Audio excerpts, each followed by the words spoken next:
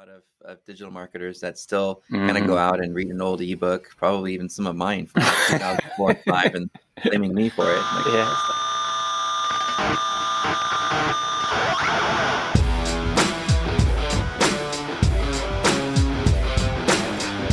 Hello and welcome to episode 74 of Rockstar CMO FM. The M is for marketing and the F is for, well, you decide. As you're probably wondering, does the world need another effing marketing podcast?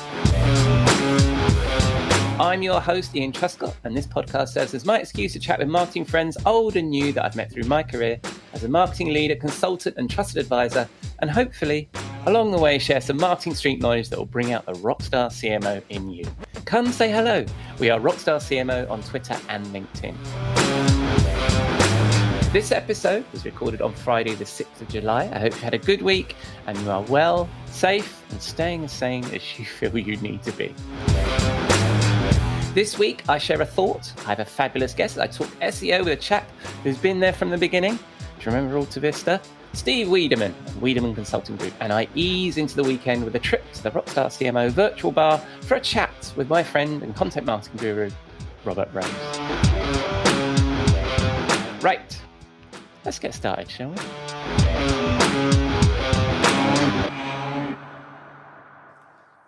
As my chum and regular guest, Jeff Clark, takes a break and has left me alone with the microphone, I'm going to share a thought for the week. And my thought for this week is a bit of fun, as I wonder, who's driving your marketing bus? Is it a robot, the marketing technology? Are you doing stuff just because you can? You have the machine, you have the database, so let's pull the handle of the big Martech slot machine and let it drive. Look at the 0.1% return on that. And never mind the 99.9% who see you as spam. Is it your competitor? Is the answer to every marketing or content question, what does big competitor corp do? Are executives or salespeople sending you examples of what they're doing, and why aren't we doing it? Do you have a marketing hiring policy that says if they come from big competitor corp, they must be good? If so, you're probably following in their taillights. Is it the marketing accountant? You know, those guys that are entirely driven by the numbers. If you can't measure it, it didn't happen. An obsession that can kill creativity and brand building. Is it a HIPPO, the highest paid person in the room that's driving the bus? Never mind that we're rarely our own buyer or what the data says. The HIPPO knows best. This is sometimes referred to as management by In-Flight magazine. Hey kids, I just read about TikTok. Is it the loudest person in the business? You get the email from the executive, someone has been bugging them. Their business unit ain't getting no marketing love and something has to be done. And never mind the numbers. Is it a hamster? They love to run around the wheel and do the things, the events, the data sheets, the webinars, and spin and run and do the things we've always done, but never stop to see if any of it is working.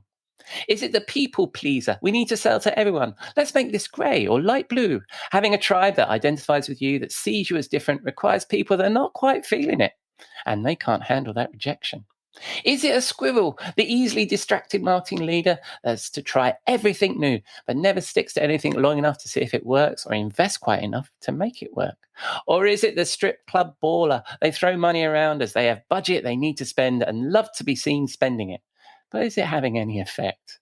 Is it the feature creature? They're convinced we will win market share with more features, that what we need on the website is a feature checklist comparing our features with our competitors' features, and less marketing budget and more features. Is it the cookie cutter? If they've been around for a while, they believe in how it's always been done here. Or if they're new, how it works back at big competitor corp. Is it the shamen? Maybe a kinder way of describing this would be the visionary, when marketing insight is what they believe who the audience is and what that audience needs, often firing over the heads of the real buyer as they believe in an aspirational message to the C-suite. Is it the outsourcer, a marketing leader that has surrendered their marketing brain to the agencies and is really just managing projects and contracts? Is it the customer? Oh, this is an interesting one. A cliche, of course, and of course, as content marketers, we need to demonstrate our usefulness. But no, if they truly drove the bus, you would end up with a faster horse, as old Henry Ford once said, and you'd be selling at a low margin until a new thing came along. Sure, we need to market for their pain today, but we also need to play a role in shaping the market, preparing them for the new thing. So, who should be driving the bus? I say it's the artist, and I don't mean someone handy with the crayons, but for those folks that create art. awareness, revenue, and trust. A balance of some of those fun examples I've just mentioned. They consistently execute with a vision, an eye on the data, know who the true customers are, can handle the HIPPO, and is an intelligent client to their agencies. That's my thought for the week. And of course, the tune for this week has to be the Cars and Drive. What do you think? Do you have someone you could add to the list? Or maybe you recognize someone from your marketing career? Let me know. Rockstar CMO on Twitter and LinkedIn. Who's gonna tell you when it's too late?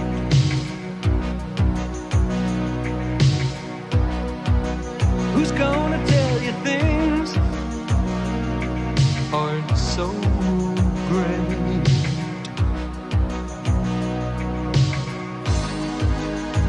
You can't go on thinking nothing's wrong. Who's gonna drive you home tonight? I think we can all agree that's quite enough of me. And on to this week's guest. Search engine optimization is often seen as a dark art. We seek to be found by the search engine robots, and it's an essential route to market, as every problem that is solved for a buyer, whether it's B2B or B2C, starts with a search. To that end, this week's guest is Steve Wiideman of Wiideman Consulting Group. He considers himself scientist and practitioner of local and e-commerce search engine optimization and paid search advertising. Steve and his team have worked with Fortune 500 companies and small startups alike for over 22 years and has played a role in the inbound successes of brands that have included Disney, Linksys, Belkin, Honda, Skechers, Applebee's, IHOP, Dole, and many others, with an emphasis on strategy, planning, and campaign oversight. Steve has been mentioned and featured in a number of popular publications, including CNN Money, Entrepreneur Magazine, Marketing Sherpa, National Journal, Response Magazine, and on CNBC and Fortune Magazine. He presents at various conferences and trade shows internationally, both virtually and in person, and is a frequent panelist at online marketing events and speaks at many California Meetup groups and networking events. And today, he joins us here at Rockstar CMO FM. I think you're going to enjoy this conversation.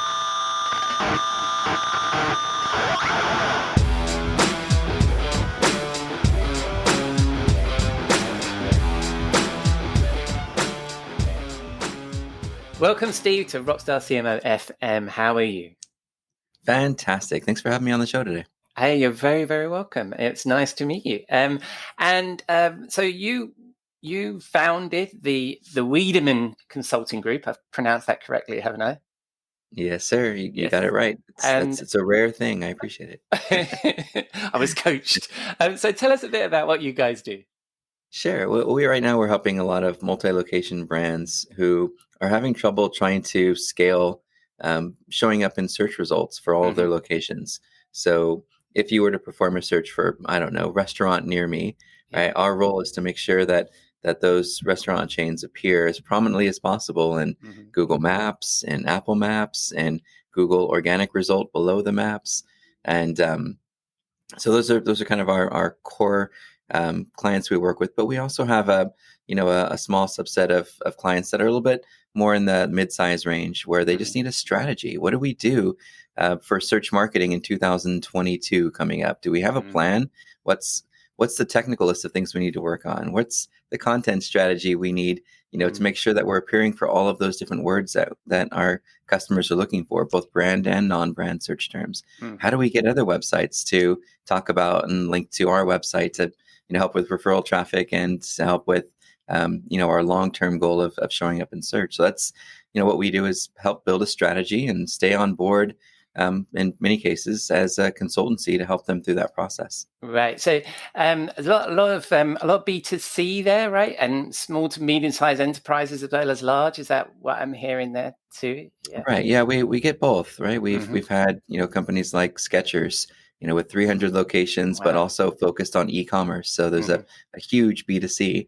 And then you'll also have, brands that we work with that are more B2B. Like we have a client that does video interviewing software, to help with people who want to do virtual interviews. Yeah. So that's, the B2B to C sort of thing, right? Right. Well, I want to talk about a couple of those topics there, particularly about, Sure. What's come through in terms of demand lately, with the pandemic over the last, 17 months it's been.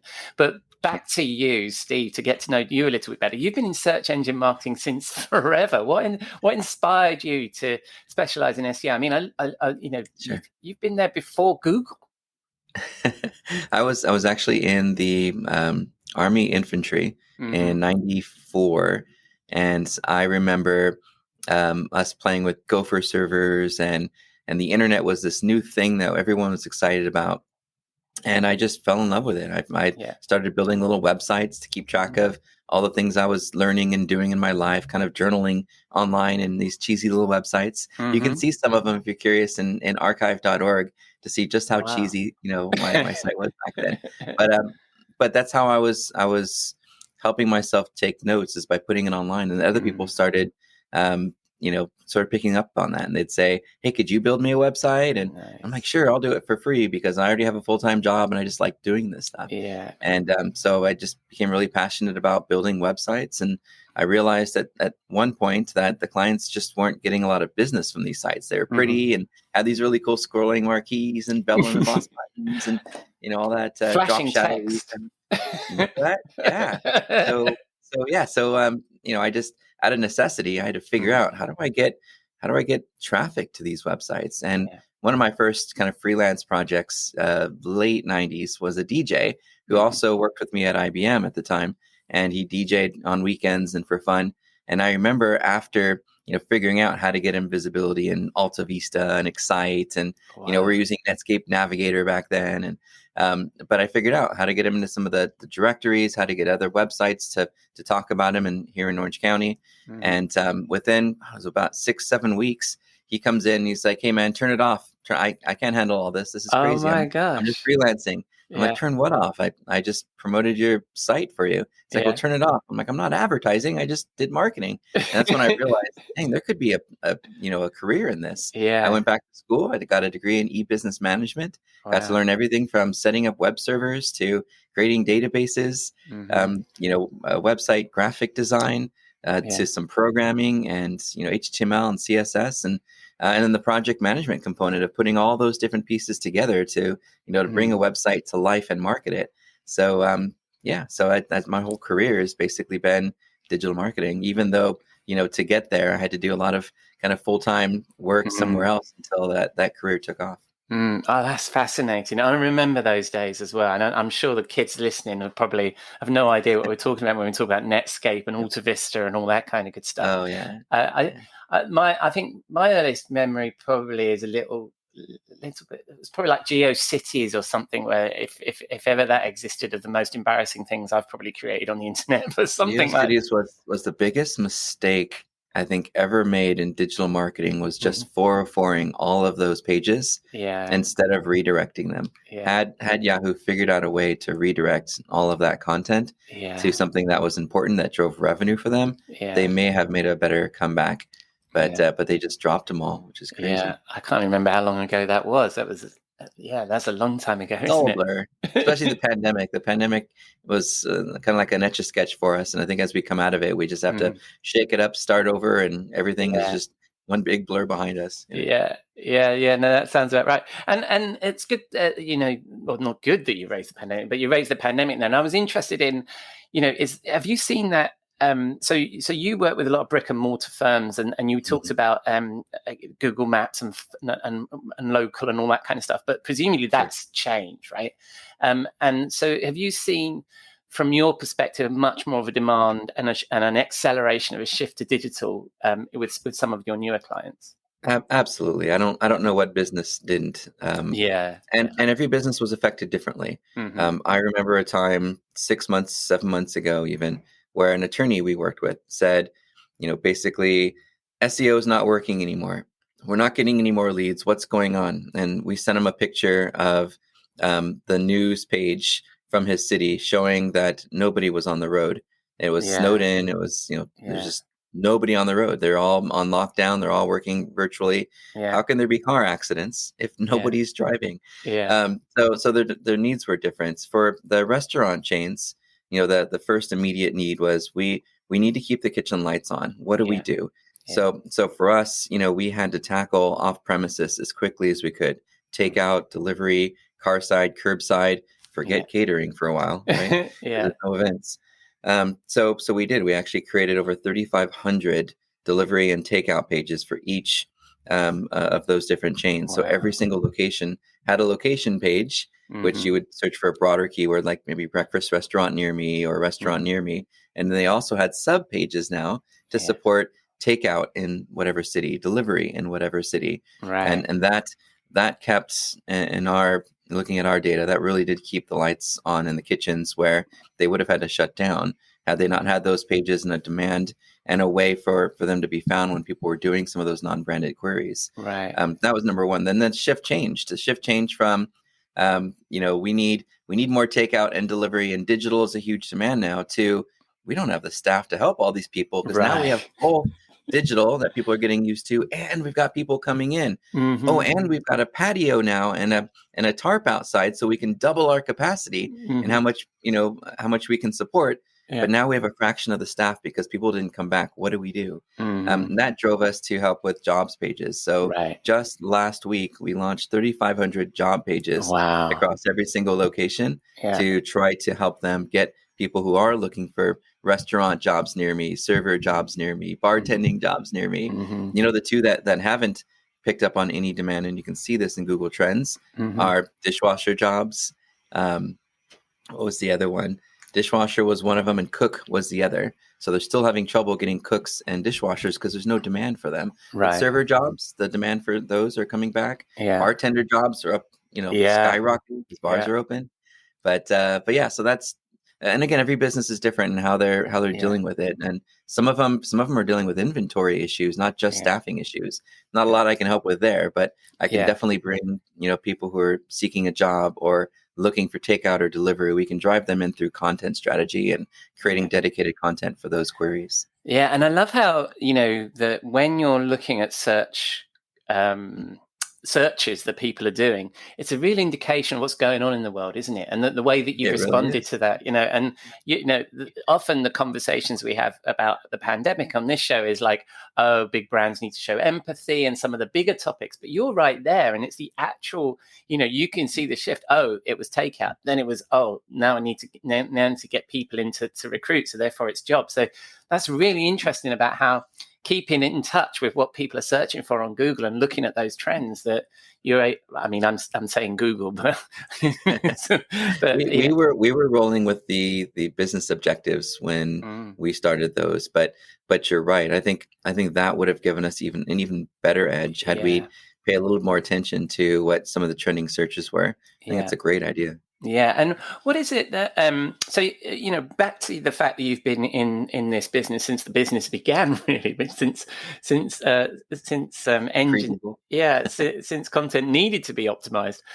So what changes have you seen over the years? I mean, Google is constantly changing its algorithm. It confuses a lot of people. It's very mysterious. But what have you seen change? I mean, there used to be big trends for you need to mention keywords a certain number of times, all those kinds of hackneyed old trends. What's changed?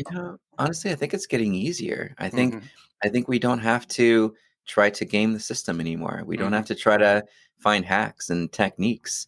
We can really just focus our time and energy on creating the best page based on what competitors are doing to come up with a more helpful page to every user, to users with slow internet connections, to users on different browsers, and to users with accessibility issues. We can focus our time and energy on just providing much better content as opposed to trying to figure out a way to hack our less than desirable page to the top of the search results. So I think that's the biggest theme that I've seen. And unfortunately, there are a lot of digital marketers that still kind of go out and read an old ebook, probably even some of mine from 2004 and 5, and blaming me for it. I'm like, get that stuff off the internet.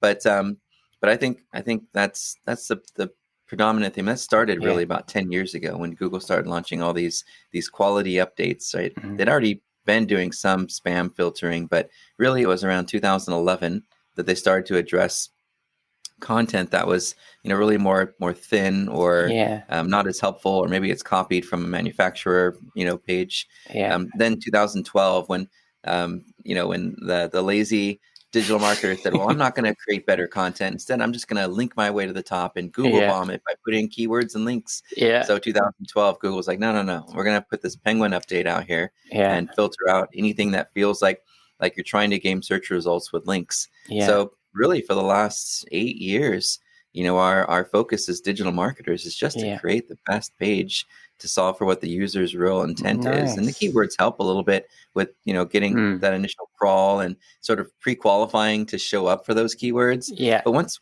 we've shown there, and once people have started clicking on our result and they found it helpful and they didn't go back to Google, the keywords and the links don't really matter as much. It's really about how users are choosing us over the competing listings because we stand out, and them staying on our website because we were able to provide a helpful page for what their intent was. I think that's going to be words too. That's going to. I can't. I'm trying to search for the right words. Talking about words and so, but I think that the listeners are going to love to hear that. The fact that it's not it's magic anymore. That you've got to create quality content, and I also think that it actually speaks to what we'd hope search was about, right? Which is that it's about. The keywords now is about making sure you're using the relevant terms and the relevant language that your potential buyer or consumer is talking in, right? So keywords now moves from, something dark and sinister and stuffing in there and all that kind of stuff to cheaty to actually being, well, you just need to speak in the language of the buyer and the consumer and be relevant to what they're searching for. Is that what you've seen? Absolutely, 100%. And I think there's two ways to look at search. There's the hack your way to the top, right? Use shortcuts and techniques and game your way through based on what you see in black hat forums or whatever. Yeah. And then take the risk of one day Google basically removing your page from the results and having to start over. And if those pages were generating thousands of dollars of revenue and that was your primary source of digital marketing income, you're taking a pretty big risk. The other way to look at it is strategic, right? As I mentioned earlier, what is our technical SEO roadmap for the next quarter, for the next 12 months? What's our KPI goal with improving conversion rate, improving page load, improving how users are interacting with the page? What's our roadmap look like for content? We know all these search terms have driven traffic to our site based on what Google's already given us in Search Console and in some of our paid search analytics. But what about competitor insights? What if we took our top 20, 30, 50 competitors, right? Aggregated all the keywords that they're appearing for, parsed out those brand terms because we're not going to try to rank for our competitor's name, and come up with a new sitemap, a new structure based on the search terms that we're not getting traffic for that our competitors are. Let's roadmap that into a information architecture or taxonomy that in 2 to 3 years from now, we'll have addressed every single way and every single part of the funnel that somebody would be searching for, what we do, who we are, and the benefits of our product or service. And the last part, is doing the same thing with off page. Where do we get most of our referral leads from? Let's look at our analytics and see if we can get a relationship going with those sites that are referring traffic to us so that we get more of that qualified traffic and maybe even some links that could benefit our SEO. Where do the top 20, 50, maybe even 100 of our competitors get their links from? Let's run a pivot table to understand which sites are linking to our competitors, but not to us, so that we can find the center of that semantic web and be categorized correctly so that we don't need to use 1,000 keywords. Google will just show us for those other terms because we're right in the middle of that same category of our competitors. So from a off-page visibility standpoint, doing that sort of reverse engineering helps to create the sitemap. And the one thing I've noticed, two things actually, I've noticed that most marketing departments don't do. Number one is creating a KPI tracker. Just use a Google sheet if you want to. Break it up by tech KPIs, by content KPIs, by off-page KPIs, and then at the bottom, your metrics, right? What's Mm-hmm. our revenue from organic? What's our leads if you're not tracking revenue? Mm-hmm. And then at the end, what's our KPI goal and what percentage are we there each month, so that there's a conversation you have with your team to say, hey, are we going to hit our KPI goals? Are we on pace? Or do we need to kick things into gear? What's going on? The second thing I noticed that they don't do, as I mentioned before, is really roadmap out an actual strategy. Mm-hmm. What are we going to do to attack those areas? So I think there's something, in terms of industry trend that modern marketers should be doing to address search. Is let's create the strategy of what we want to do. Let's do all of that research and create our roadmap. Yeah, and it sounds like you're suggesting it's an iterative process. And I can imagine that you've probably, if you've had clients for a long period of time, you've had to go back to them and refine, right, as the algorithm changes and every year as this thing shifts, right? Yeah. So and I also, we talk a lot about planning also on this podcast. So it sounds to me like you're taking that journey, which is, this is where I want to get to. And these are the changes that I think the SEO can bring us. These are the business benefits, and these are our goals. And then how do I iteratively move through that? And is that just making some changes, doing some tests, seeing how that works, and moving forward? A lot of it. With larger brands, it's easier because when you make a change, you can see those changes reflecting in the search results quickly. Smaller brands, a little bit difficult because it takes some time, right? They don't get as much traffic. They don't get crawled to as much by the search engine bots that the larger brands do, because they have so many more links to them. So it is more challenging for smaller businesses, I think, and running some of those tests. Say if we change the title of this page to try to stand out a little bit more in the search results, will it help our rankings? And then you don't see that title change reflect for like a week, whereas with a larger brand, you'll see it the next day. So I think you can do a lot more testing when you have, a site that gets significantly more traffic. Right. But you're right, and that's probably the fun part of being an SEO. They say it's, a mix of art, science, math, and creativity, right? And part of that is the industry study type work that you do. When you're doing that 50 to 100 backlink analysis of what the competitors are doing, that's not just to find out where you need to get links. You're really studying the industry to see where the industry gets links. When you're looking at local pages and you're analyzing the pages that show up in the search results and picking out unique attributes like video or a 360 video or a native review or I don't know, maybe you have store images. When you're finding all those different criteria and then aggregating them into a list, that's fun. It's a lot of fun research. You get to learn a lot about an industry, but at the same time, you're also learning about search algorithms to an extent, right? To the extent of finding overlapping focal points that could be playing a role in helping the pages that rank. Where it's not is the history component. You don't know if that URL that doesn't have any of the same things these other ranking pages have, why is that URL at the top? There's no link. The content's different. They're not using the right keywords. Why are they there? Well, they've been there for 6 years and people recognize the brand. So they're choosing that result more. So it's more the search behavior and the history of that URL that's determining its ranking, not the focal points that we found common among the other pages. So it's an interesting dynamic. And it's about people's behavior as well, like you say, and I thought it was interesting earlier you were talking about, that engaging people so they don't return to the Google results. And I've been in content marketing for a long time. I've been in content management for a long time. And it used to be my stick when I did a presentation or, keynote or whatever. I would always talk about hovering over the back button. That the thing for our content needs to be is we need to remember that the person that we're engaging with is hovering over the back button. I don't know that people do that so much now because they're on mobile devices and stuff, but they're always one click away from going back to all those search results and choosing somebody else. So it's getting that compelling link inside the search results, like you say, and some of that might be based on brand recognition and stuff and awareness. There's so much you can do though. You can put FAQ markup on the page and have frequently asked questions right underneath your listing. You could mark up a video thumbnail or an image so that they appear as thumbnails in a mobile search result.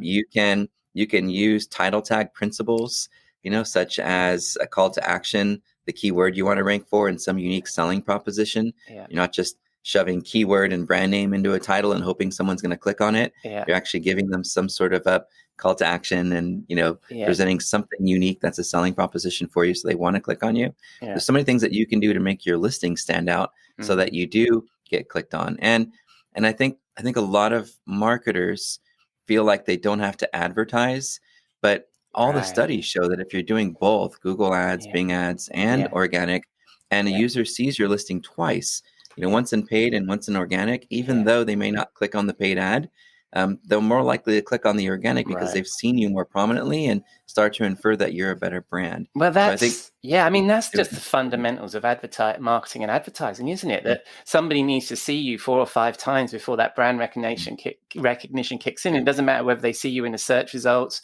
in a paid ad, in a LinkedIn ad. They may not react until something triggers, and off you go. I'm going way over time. I haven't asked any of the prepared questions. I'm really enjoying our conversation, Steve. no worries. So I think we've dispelled a lot of this, and we've actually discussed some of the things I wanted to discuss. So for many, SEO is seemed like a dark art. I think this conversation's kind of opened that up, and maybe it isn't. We're just writing good quality content. And then one of the things I wanted to ask you about was content marketing. I think we've covered that completely. But it's also riddled with technical jargon. I mean, we've used a little bit of the jargon in this conversation. I think when you were talking about backlinks, for example, there's the term of domain authority, which the backlinks bring, and all that kind of good stuff. But where do you recommend that marketers start? I mean, we talk about having a goal and we're talking about working towards that goal, but where would you say that people should really start with this stuff? I would start with that KPI template. I would start by creating a Google Sheet, with, that first column being all the technical tasks that you want to track. Those technical areas that I would have in those rows would be security, privacy, accessibility. I would have mobile friendliness. And if you're unsure of where to go to do some of that testing, we do have a course on our site that you could take. In fact, if your listeners are interested, you could just go to Academy of Search, where we have those courses. Just use code SEO Steve, and it'll waive all the costs so that you can check out that same course. But we have all our templates in there. So if you want to kind of download that audit template, take those different focal points and the important criteria and put those into your KPI tracker, and then work with your web developer and say, in the next year, I want to knock out all of these things. It doesn't have to be all at once. And it's a lot of work, including improving page speed, improving conversion rates, all that kind of stuff. The next, as I mentioned earlier, the content side, we want to, once we've identified which search terms we want to appear from our own Search Console data and from, those competitor insights, load them up into a keyword tracker. Maybe, SEMrush, right? SEMrush. It's a great tool to track kind of where you are and segment it by, upper and lower funnel. If you're an attorney, all the lawyer, attorney, law firm keywords, that's your lower funnel target that you really want to make sure you're appearing for. But to get there, you're going to need some of that content marketing, that upper funnel content. Segment that. How to, where to, why to. You can get a lot of ideas just from going to answerthepublic.com. I love SEMrush that. is a tool. So I think that's where I would start. I would start by creating that KPI tracker. Maybe work with a couple of different SEO specialists or hire a consultant and say, hey, help me create this baseline so I know where I'm at, and recommend some KPIs based on what's the opportunity from the keywords that I'm showing up for and the ones that I'm not. Where could I go and what would that mean to me if I was in the top 3 results for those search terms? That way I know what I'm working toward. Once you have that in place, it's really just finding the resources to help you through it. So I would start there, get that 1-year plan together, and then every month sit down with your web developer, your content person, your off-page person, and maybe somebody who's good at web analytics, and have that little monthly touch base to see how you're progressing toward hitting those KPI goals. I love that. And then so many of us, and I've been guilty of this in the past, you just sort of jump into the hamster wheel, you get going, and you don't think about that long term. You're always just thinking about the next thing. And I think that's just do digital. Advice. That's just excellent. I hear so many people, I do Facebook. What do you do? What's your campaign strategy? What's your influencer strategy? What's your your goals specifically for followership and engagement rate? I just post stuff. Great. Good luck with that. It's the same all across digital. Absolutely. All right. Well, I'm running out of time, and so I'm going to come to our final question. We have a regular feature on Rockstar CMO, the Rockstar CMO swimming pool, our portal to hell for all the overhyped trends, BS, and snake oil that seems to plague the profession we love.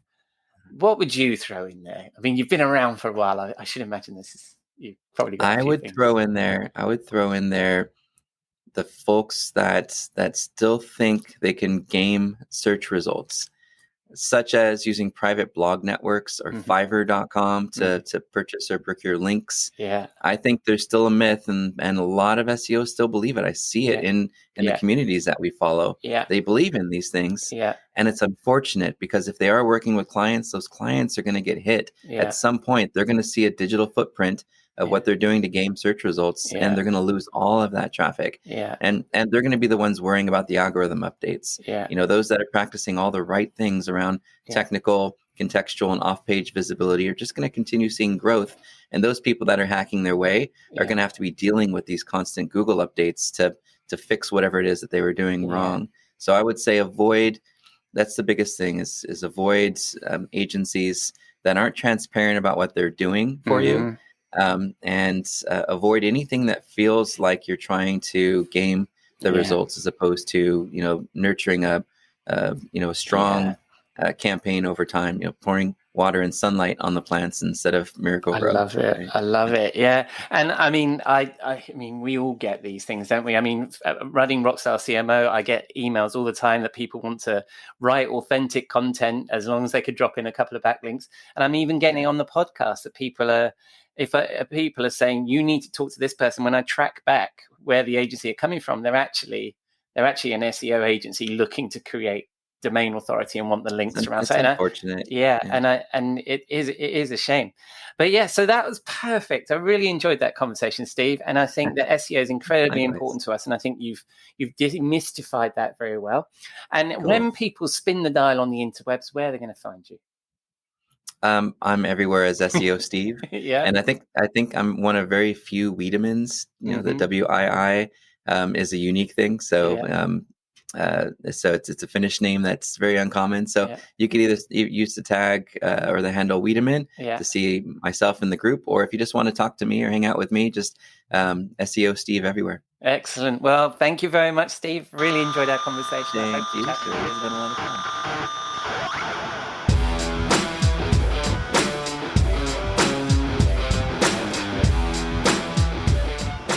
Thank you, Steve. A fascinating conversation. And as you heard, you can find him at SEO Steve on Twitter. And I will, of course, include all his links in the show notes, including the link to his training offer. Right. It's that time of the week. It's Friday evening. Time to wind down and join my friend and content marketing guru, Robert Rose, in the Rockstar CMO virtual bar.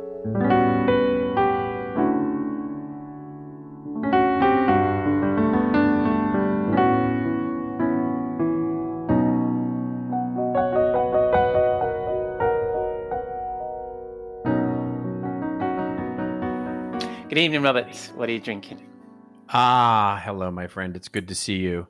I'm here in the bar with my, I guess it's a parrot, really. And it seems to be doing quite a bit of squawking. Hold on, let me just go slap this parrot around a little bit and see. I joke, folks. No parrots were harmed in the making of this segment of the show. But my editing skills will be tested in the post-production, which is your goal. Exactly. So we do have a wonderful drink. It's great to see you here in the bar, and we do have a lovely drink. Here we are. We're getting close. I would say we're not quite there yet, but we're getting close to the end of summer here. I always, and it's funny because I know summer doesn't really end until the middle of September, but I always think of the end of summer really as the beginning of September. Here in the U.S. we have Labor Day, and that is, to me, that always feels like back to school, back to fall, back to all of that. Even though here in Southern California the weather does not get cooler for some time. No. I was anyway, thinking it's easy for you to talk about the end of summer when you live in California. It is, because they blend into each other, so we have here what we're calling a little bit of the end of summer cocktail. And this one, I think you might be able to at least approach this one. We start with some Hendrick's gin. That's always a place to start. But so if you look at it as 1 part gin, we're going to add probably a quarter part, so just a little bit of dry sherry, and then a little bit of, and this is going to sound weird, but I promise you this sounds great. It's a little bit of pineapple juice and a little bit of lemon juice, and then a slice, if you have one, a slice of cucumber. Wow. And putting all that together into a shaker and mixing it up and pouring it over ice and it's just a very lovely cocktail. Wow. And what do you call that? We're calling it the end of summer. Mm-hmm. That sounds great. And so I will attempt to make it with the ingredients that I have on my desktop bar. So did you put ice in that? Yeah, I did. What I did was I made it in a shaker just to get everything all mixed together. And then, of course, I pour it over a beautiful rocks glass. Yeah, I don't have my shaker at my desk, but I do have Hendrick's gin. So therefore, I am, for a change, on message with you. Nice. What's going on with the tequila, mate? You haven't had tequila for a few weeks. No, I've been trying to mix it up a little bit. Yeah, I like it. Well, as you might have heard there, that isn't pineapple juice. Or what else was it that you put into yours? I have gone for some tonic water. You'll be surprised to learn from my ingredients I have here. Let's see, I've got some tonic water in there. Let me give this a taste. Oh, it's another great cocktail, Robert. You do it every week, and I could drink one of the... every single week. It's almost as if we're drinking the same drink every week. It's amazing, and this is delicious. I could drink one of these every week. Very nice. And what do we call that again? We're calling it the end of summer. The end of summer. I don't want to think about the end of summer, but it is actually tipping with rain here, so I think we've already got the end of summer here in the UK. Well, if we ever had the beginning of summer in the UK. Yes. Well, we're obviously, it's the end of summer. Whereabouts are we drinking these end of summer drinks, Robert? Well, I think we have to find somewhere where there's like a little meadow somewhere. Like, it feels like we need to be, I don't know, I picture us next to a little lake, very pastoral, right? Where, so I'm not sure where that might be. It might be south of France. It might be here in the US, up in Northern California. There's some great places, but I picture us sitting outside, picnic, having these end of summers and sort of enjoying the warmth, but yet not too hot of the end of summer, and sort of celebrating the, end or beginning of fall, as it were. Very nice. Well, as we were in Geneva last week, maybe we just hopped into our, because obviously, last week we were living the life, so we presumably got some fancy continent cruising car, and we just popped ourselves over to France for a bit, like you would. Well, exactly. So we're overlooking this meadow, and we're drinking these fabulous end of summer drinks, and we're reminiscing about what a wonderful summer we've had, and but the conversation turns to marketing. What are we going to talk about this week?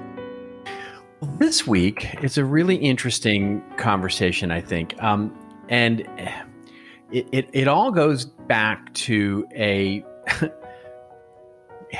there's a fascinating trend I find these days, and managing change management in business is one of the hardest things you're going to do, right? Mm-hmm. And so,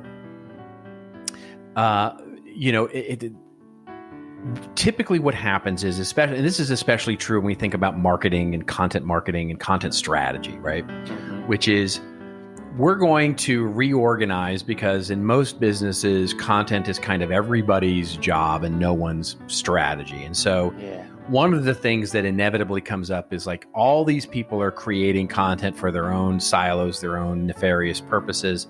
we need to centralize that to some degree, right? We need to start removing, quite frankly, either the burden, the responsibility, the privilege, depending on what lens you look at it, of content creation from some people.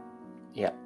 And it might be because they're not good at it. It might be because, quite frankly, they shouldn't be doing it because it's not part of their job. And it may be because all of the above, right? And so one of the things that I have found is that there's an effect here that makes this even more complex. And that is, people don't want to give it up, even though they say they don't want it. It's like, it's like you ever have a kid and you want to take something away from them. It's something that they didn't even know that they wanted 2 minutes ago, and you're like, take it away from them, and they're going to scream and yell at you, but they have no idea that they even wanted it in the first place, right? And economists, there's a word for this. It's called the endowment effect, meaning basically people are much more likely to desire something they own rather than pay for it or acquire it if they don't own it. So the example that's often used is you go, okay, let's pretend Anna and Meg are two students at the same school, right? And by some random lottery, Anna's going to be given a school coffee mug that she gets to keep. And Meg gets to see Anna get this. And so then Anna writes down what's the least amount of money that she would be willing to have to be paid to give up the coffee mug. And Meg is then asked how much she would pay to get the coffee mug that she just saw Anna get randomly for free. And the conventional wisdom would be that Anna would sell it for almost nothing, right? Because she just got it randomly. It's a coffee mug, forget it. But what the science shows is that actually she's going to ask for way more than Meg is willing to pay, simply because she owns it now. Wow. And so I have seen this happen in business with these change management things, because here's an example. I was working with a client about 2 months ago, and the corporate blog, they had a corporate blog, and it had all these ad hoc contributors to it. But the main contributors to it were the PR and corporate communications folks. And when I talked to them, they were like, yeah, we create all the blog posts for the corporate blog. I mean, we don't want to do it. We're actually not the ones responsible for it, really.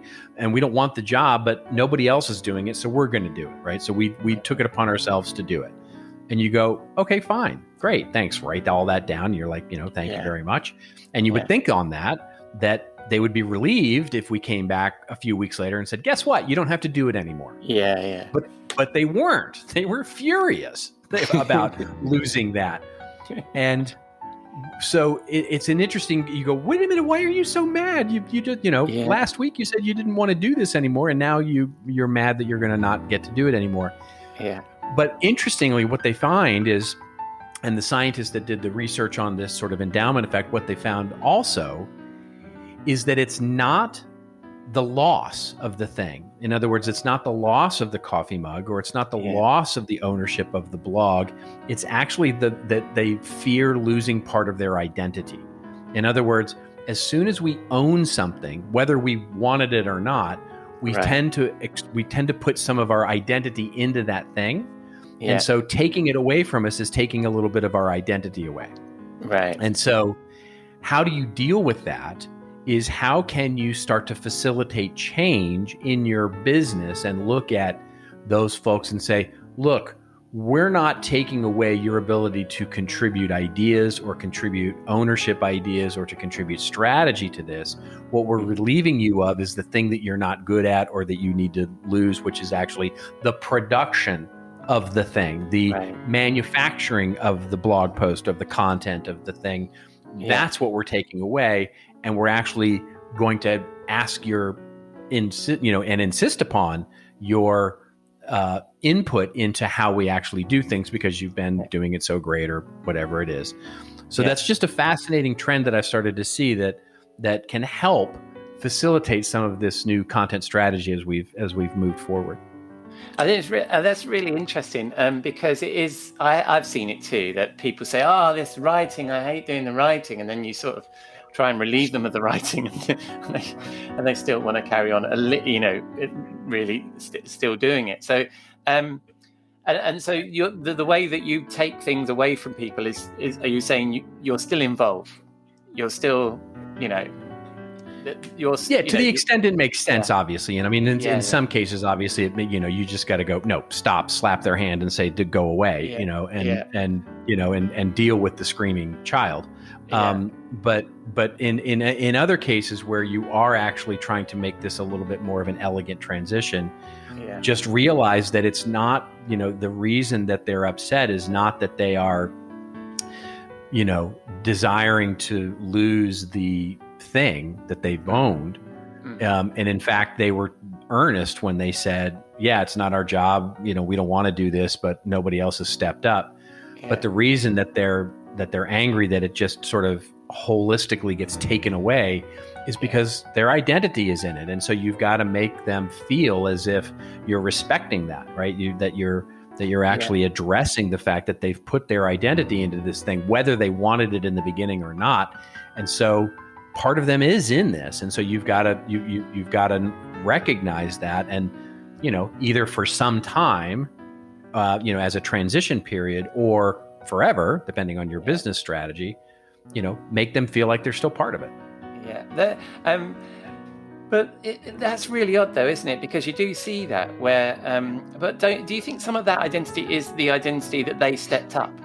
It didn't matter what the task was, that nobody else was doing it, so they stepped up. And then you say to them, well, you don't need to step up anymore. But we like stepping up with those. Is it something about that as well as that ownership thing? About the fact that they were the ones who set it up?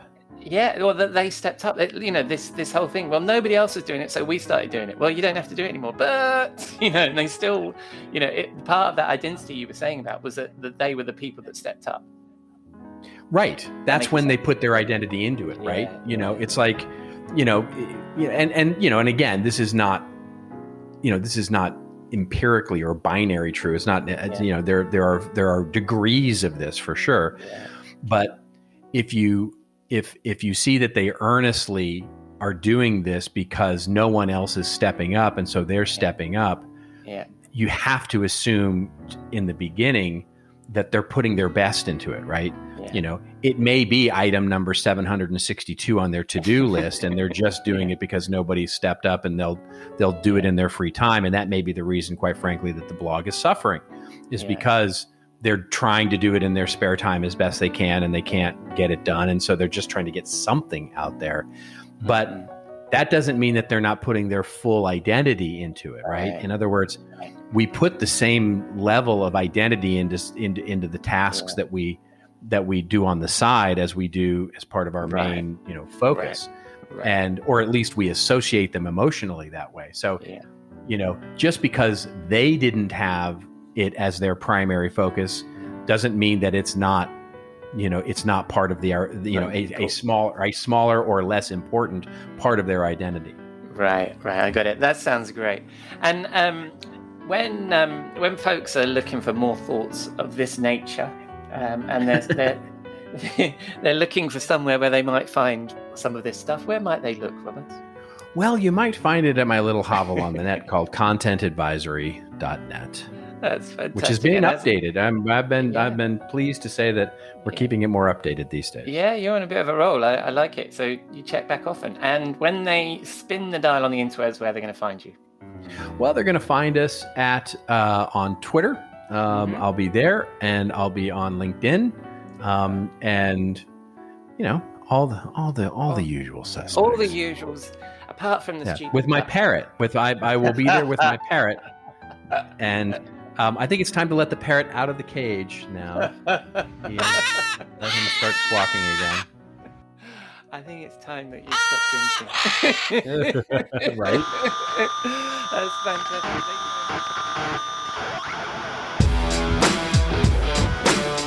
Thank you, Robert. Increasingly, the conversation around marketing is about change management. And as usual from Robert, some great points there. So that's a wrap on episode 74 of the Rockstar CMO effing marketing podcast. Thanks again to Steve and to Robert. I really appreciate their time and for them to share their insight. So please check out their work. You can find all their details in the show notes in your favorite podcatcher and at rockstarcmo.fm, where you can also find all our previous episodes. But most of all, thank you for dropping a dime into your podcasting jukebox, selecting our track, and jiving along with us. Let me know what you think. Get in touch with Rockstar CMO on Twitter and LinkedIn, and please leave a rating or review in your favourite podcatcher, or just keep listening. I'm glad you're here. Next week, I chat with David Rodnitsky about his book, Unfair Marketing. Jeff Clark is back, and I'll no doubt find Robert Rose in the Rockstar CMO virtual bar. Until then, I've been your host, Ian Truscott, and I hope you'll again join us next week here at Rockstar CMO FM.